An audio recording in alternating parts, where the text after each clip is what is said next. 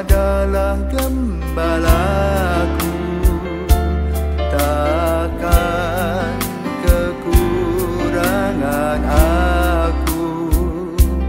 Ia membaringkan aku di padang berumput hijau.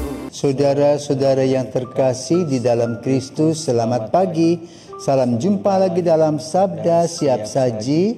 Kamis 31 Agustus 2023, hari biasa pekan ke-21. Marilah kita berdoa dalam nama Bapa dan Putra dan Roh Kudus. Amin. Allah Bapa yang Maha Agung, Engkaulah sumber iman dan cinta kasih kami. Semoga iman kami berkembang subur dalam aneka situasi, sesulit apapun. Bantulah kami agar semakin tekun beriman kepadamu dalam situasi zaman ini. Dengan pengantaran Yesus Kristus Putramu, Tuhan kami yang bersama dengan Dikau dalam persatuan Roh Kudus, hidup dan berkuasa Allah sepanjang segala masa. Amin. Tuhan bersamamu dan bersama rohmu. Inilah Injil Yesus Kristus menurut Matius. Dimuliakanlah Tuhan. Yesus bersabda kepada murid-muridnya, "Berjaga-jagalah, sebab kalian tidak tahu pada hari mana Tuhanmu datang. Tetapi ketahuilah ini, jika tuan rumah tahu pada waktu mana pencuri datang waktu malam, pastilah ia berjaga-jaga dan tidak membiarkan rumahnya dibongkar.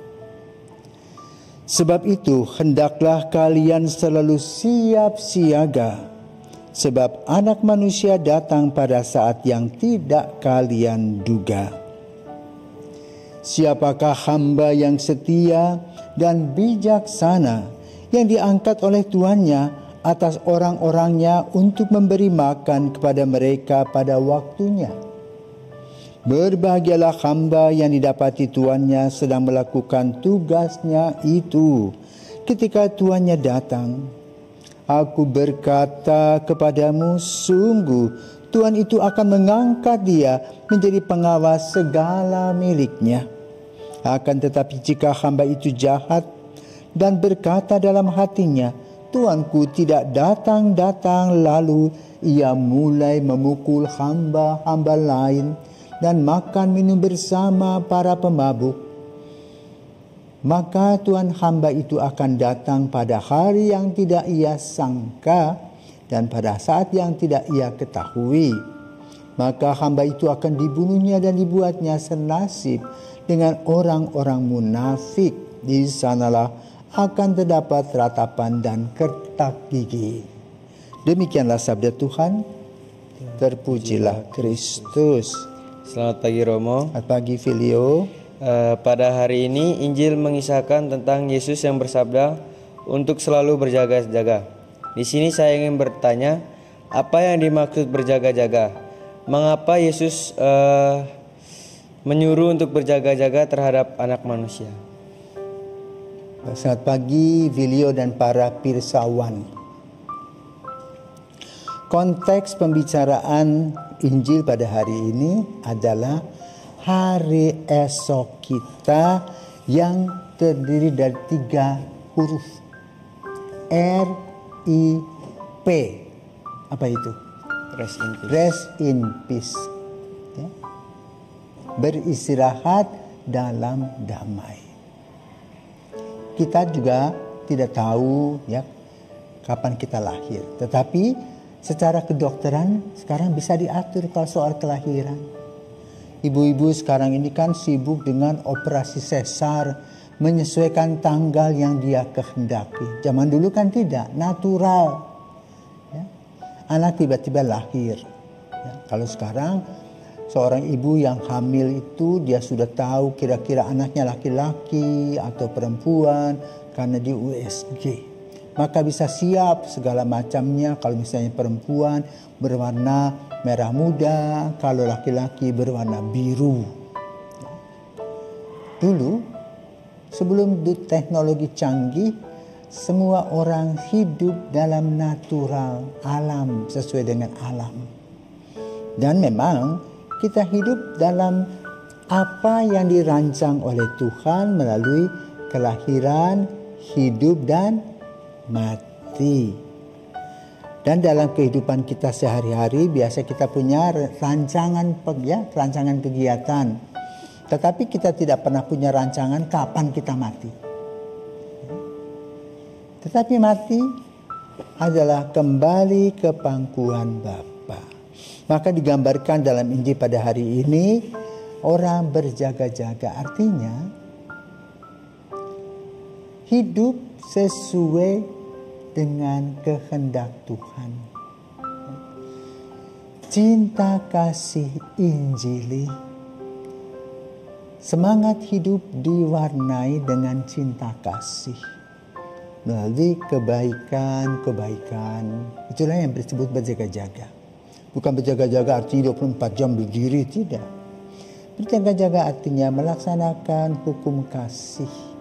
Baik secara horizontal maupun secara vertikal.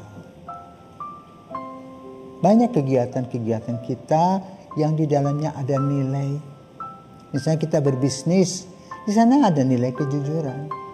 Demikian pula dalam urusan dengan panggilan, itu juga berkaitan dengan nilai kejujuran. Bagaimana motivasi kita? Apakah motivasi kita ini mengikuti panggilan untuk mencari keuntungan pribadi atau melaksanakan kehendak Tuhan? Kalau kita hanya mencari secara duniawi, panggilan kita khususnya menjadi imam, kita tidak merasa puas dan kita tidak merasa kerasan. Kenapa? Seperti satu biji yang tidak lebur, tetap satu biji. Ya. Seperti orang minum air garam, haus terus. Ya. Tetapi kalau orang minum air sejuk, sesuai dengan motivasi, maka perjalanan panggilan kita biarpun berkelok-kelok, jatuh bangun, tetap kita jalankan. Demikian pula dalam hidup keluarga sama. Ada tantangan, ada rintangan, ada kesulitan, tetap dijalankan dengan keniscayaan. Percaya bahwa di balik seluruh kesulitan-kesulitan yang kita hadapi, ada sesuatu yang indah pada waktunya. Maka Yesus sekali lagi hari ini mengingatkan kita untuk bersiap siaga. Ya, artinya melaksanakan cinta kasih itu. Tidak seperti Injil-Injil kemarin, ya, dikatakan celakalah orang munafik, ya, depanmu A, belakangnya B. Ya. Kau tidak jujur. Ya. Nah, di sini diuji kehidupan kita sehari-hari. Apakah kita jujur, bagaimana visi kita ke depan, bagaimana misi kita, lalu aksi kita bagaimana. Dan itu setiap hari kita bergulat dengan visi. Visi kita adalah apa? Kebahagiaan. Ya, hidup dalam kerajaan Allah yang membahagiakan. Lalu misinya apa? Mengikuti Yesus dengan sungguh-sungguh dalam kehidupan nyata sehari-hari, bisa mengekang diri kita, pikiran dan lidah kita, serta nafsu-nafsu kita. Maka kita mengendalikan semua kehidupan ini, agar kehidupan ini betul melahirkan terang yang diberikan Tuhan Yesus kepada kita. Itulah perjuangan kamu sementara di seminari SMA kelas berapa? Kelas 2. Kelas 2, kelas 11 ya? Kelas 11. Nah, itu kamu diuji ke depan melihat tantangan yang kamu hadapi sebagai seorang seminaris apa. Lalu bagaimana mimpimu ke depan, visimu. Mau menjadi apa? Menjadi imam atau menjadi bapak keluarga. Lalu bagaimana persiapanmu sebagai seorang anak remaja. Ya pasti harus mengikuti tata aturan di mana seminari ini mempunyai berapa 5S ya. 1, sanktitas. Maka setiap hari harus misa. Kemudian juga harus berkata-kata sopan, ya. Kemudian juga tekun dalam bacaan rohani. ke gereja tidak tidur, lalu berdoa bersama-sama dan juga doa pribadi, itu sanktitas. Kedua, sanitas, kebersihan jasmani dan rohani. Pikiranmu harus senantiasa bersih. Artinya apa?